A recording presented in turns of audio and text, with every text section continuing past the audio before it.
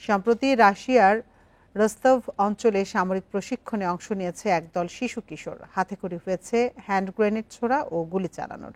কঠোর পরিশ্রম আর চ্যালেঞ্জের মধ্য দিয়ে আত্মবিশ্বাস ও দেশপ্রেম আরও দৃঢ় করাই এর লক্ষ্য।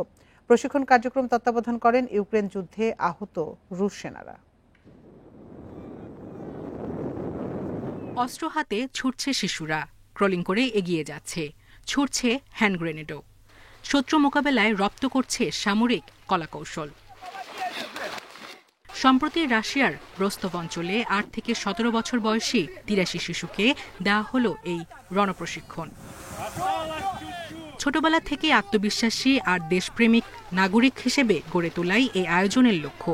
এমন কঠোর পরিশ্রমেও শিশু কিশোরদের চোখে মুখে নেই ক্লান্তির ছাপ। আমরা ৩ রাউন্ড দৌড়েছি, খুব মজা হয়েছে। এমন আয়োজনের জন্য ধন্যবাদ। খেলনা হাতে সমরযুদ্ধ শুধু নয়, ভবিষ্যতেও সেনাবাহিনীতে যোগ দিয়ে দেশের সেবা করতে চাইছে তাদের কেউ কেউ। আমি এখানে এসেছি কারণ ভবিষ্যতে সেনাবাহিনীতে যোগ দিতে চাই, দেশের সেবা করতে চাই, নিজের লক্ষ্যে শেষ পর্যন্ত অটল থাকতে চাই।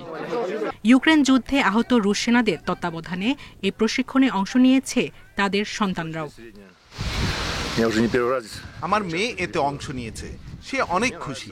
আমিও শিশুদের কাছে নিজের অভিজ্ঞতা তুলে ধরতে পেরে আনন্দিত। এর আগে রাশিয়ার কিশোর তরুণদের রাজনীতিকরণ ও সমরবিদ্যায় আগ্রহী করতে ইয়ুথ আর্মি প্রকল্প নেয় পুতিন সরকার। যদিও এই ধরনের সামরিক প্রশিক্ষণের সমালোচনা করেছে কিছু শিশু অধিকার সংস্থা। সায়রা খান, ইন্ডিপেন্ডেন্ট নিউজ।